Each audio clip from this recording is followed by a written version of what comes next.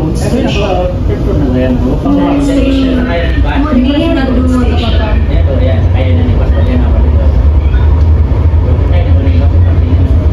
Dati guys, dun kami nag-a-update. Sa harap na yan guys, yan. Nung ginagawa pa lang itong istasyon ng PITX. Diyan kami sa gilid guys. Kasi bawal kasi sa PITX na mag-vlog ka dun or mag-live. Kaya diyan kami sa gilid nag-live, nagba-vlog.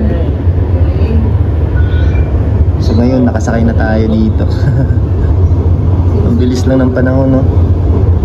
Isipin mo, simulang ginagawa pa lang to, nagba-vlog na kami dito. Hanggang sa natapos talaga.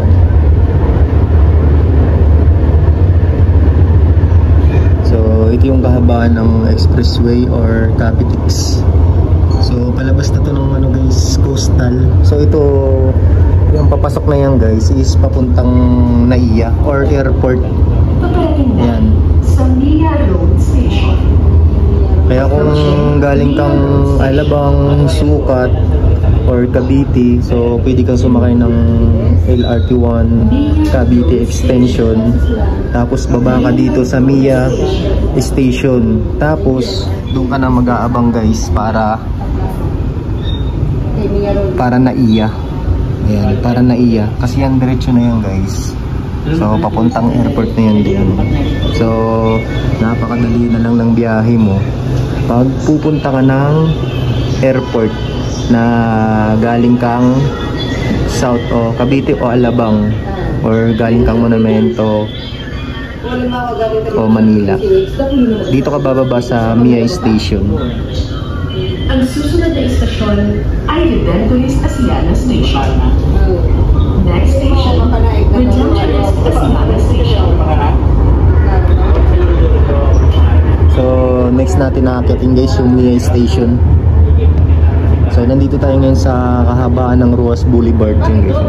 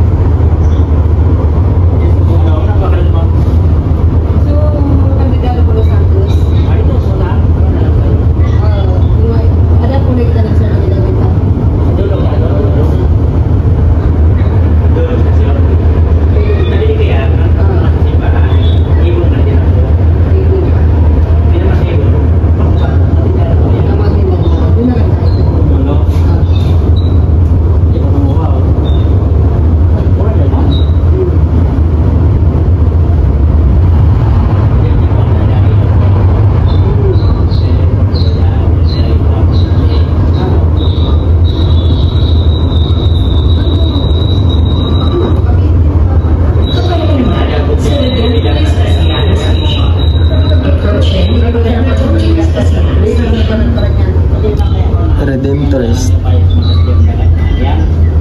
Redemptorist Asiana Station. Redemptorist Asiana Station.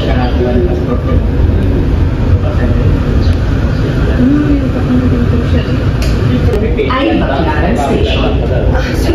Next station, Baclaran Station.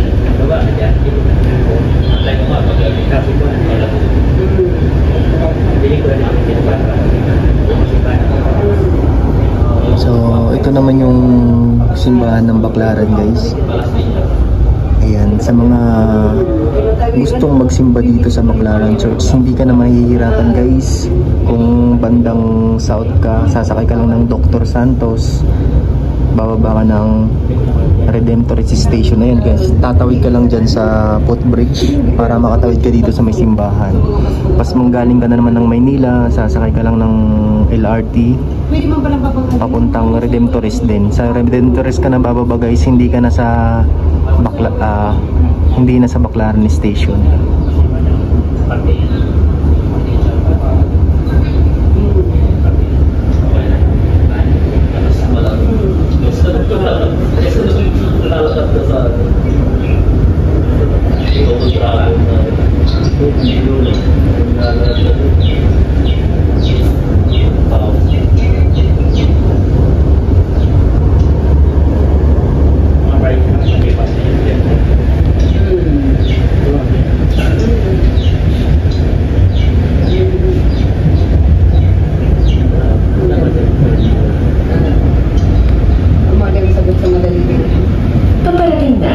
sa Baclaran Station.